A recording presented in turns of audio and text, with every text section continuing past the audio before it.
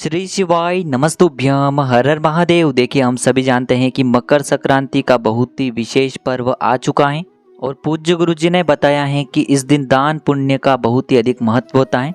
देखिए, इस बार की जो मकर संक्रांति है वह सोमवार के दिन पड़ रही है और इस दिन है पंचमी की बहुत ही विशेष तिथि।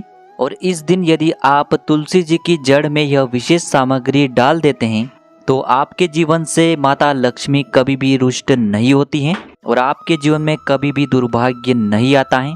धन की चाहे जितनी भी समस्या चल रही हो, धन प्राप्त हो ही नहीं पा रहा हो, एक एक रुपयों को खर्च करने से पहले कई बार सोचना पड़ रहा हो, तो गुरुजी ने बताया है कि मात्र यह एक उपाय आपको इस मकर संक्रांति के दिन अवश्य ही करना चाहिए। आपके जीवन में धन धान्य के भंडार हमेशा भरे रहेंगे। तो चलिए दोस्तों, जानते हैं उस विशेष उपाय के बारे में, लेकिन उससे पहले पूज्य गुरुजी के अनुसार ही आपको इस उपाय को बहुत ही विस्तार से समझाने का प्रयास करेंगे।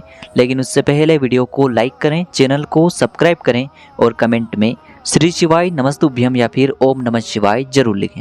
देखिए, पूज्य गुरुजी अपनी कथा में कई बार बता चुके हैं कि पूरे साल में दान का जो सबसे महत्वपूर्ण दिन होता है वह मकर संक्रांति का दिन होता है। और इसीलिए आज की इस वीडियो में हम आपको पूज्य गुरुजी द्वारा मकर संक्रांति पर किए जाने वाले 3 बहुत ही चमत्कारी उपाय बताने वाले हैं। तो चलिए दोस्तों, जान लेते हैं गुरुजी द्वारा बताए गए पहले विशेष उपाय के बारे में। देखिए, इस उपाय के लिए सबसे पहले तो आपको मात्र एक गुड़ का टुकड़ा लेना होगा और यह जो गुड़ का टुकड़ा है इसका आपको अच्छे से चूरा कर लेना है, इन्हें बारीक कर लेना है। अब देखिए, इसी के साथ में आपको एक कटोरी के अंदर थोड़ा सा जल लेना है और उसी जल में आपको जो आपने गुड़ का चूरा किया है उससे भी डाल देना है, यानी कि आपको गुड़ से युक्त जल तैयार कर लेना है। अब देखिए, इस प्रकार से यह गुड़ से युक्त जल तैयार करने के बाद इसे आपको लेकर के पहुंच जाना है सोमवार की पंचमी की तिथि पर, यानी कि मकर संक्रांति के दिन आपको तुलसी जी के पौधे के पास में इसे लेकर के पहुंच जाना है।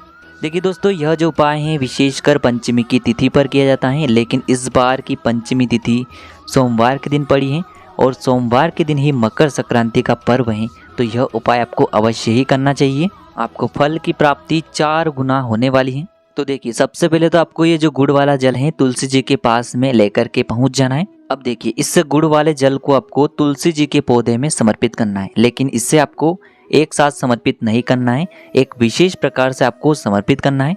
देखिए, सबसे पहले तो आपको थोड़ा सा जल अपने सीधे हाथ की हथेली में लेना है और फिर आपको अपना नाम और अपनी गोत्र को बोलते हुए यह जो थोड़ा सा जल है इसे तुलसी जी के पौधे में समर्पित कर देना है।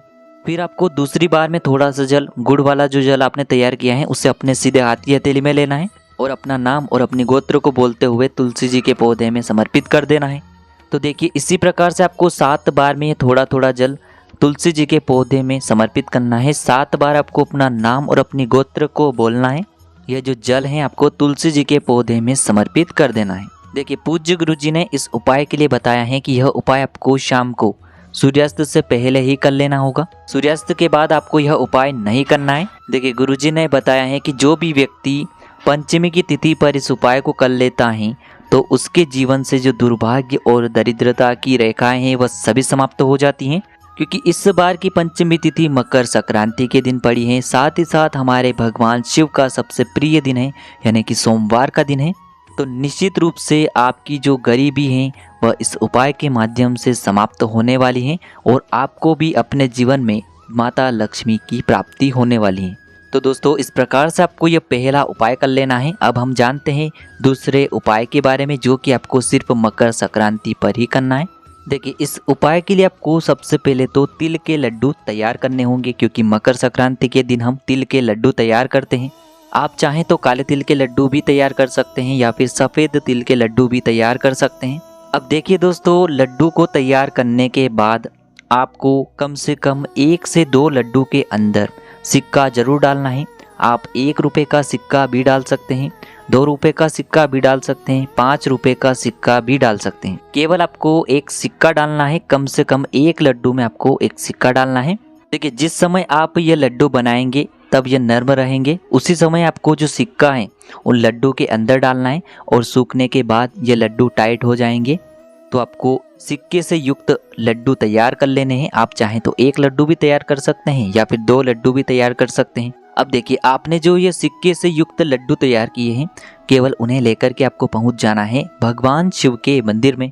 देखिए वैसे तो पूज्य गुरुजी ने बताया है कि इन लड्डू को आपको दान करना चाहिए, तभी इनका आपको पुण्य फल प्राप्त होता है। लेकिन यदि आप शिव मंदिर में पहुँचे हैं तो सबसे पहले तो इन लड्डुओं को आपको शिवलिंग पर अर्पित कर देने हैं। देखिए यह कार्य आप मकर संक्रांति के पूरे दिन में किसी भी समय में कर सकते हैं, यानी कि इस उपाय को आप सुबह से लेकर के शाम तक मकर संक्रांति के दिन किसी भी समय कर सकते हैं। देखिए लड्डू समर्पित करने के बाद आपको महादेव से प्रार्थना कर लेनी है कि हे मेरे महादेव, मुझे माता लक्ष्मी की कृपा प्राप्त नहीं हो पा रही है। माता लक्ष्मी जो मेरे जीवन में रुष्ट चल रही हैं, दरिद्रता और दुर्भाग्य लगातार मेरे जीवन में बने हुए हैं। तो आपको महादेव से प्रार्थना करने के बाद इन लड्डुओं को किसी भी गरीब व्यक्ति में जरूर दान कर देना चाहिए। देखिए जब भी आप इन लड्डुओं का दान करेंगे तब आपको उस व्यक्ति को बता देना है कि हमने इसमें एक सिक्का डाला हुआ है। तो सबसे पहले तो इस लड्डू के अंदर से आपको उस सिक्के को निकालना है, उसके बाद ही आपको इस लड्डू का सेवन करना है। देखिए यदि शिवलिंग किसी भी खुले स्थान पर है जहाँ पर जानवरों का प्रवेश भी होता है और वह जानवर यदि इस लड्डू को खा लेंगे तो उनकी मृत्यु हो जाएगी और इसका आपको दोष लगेगा।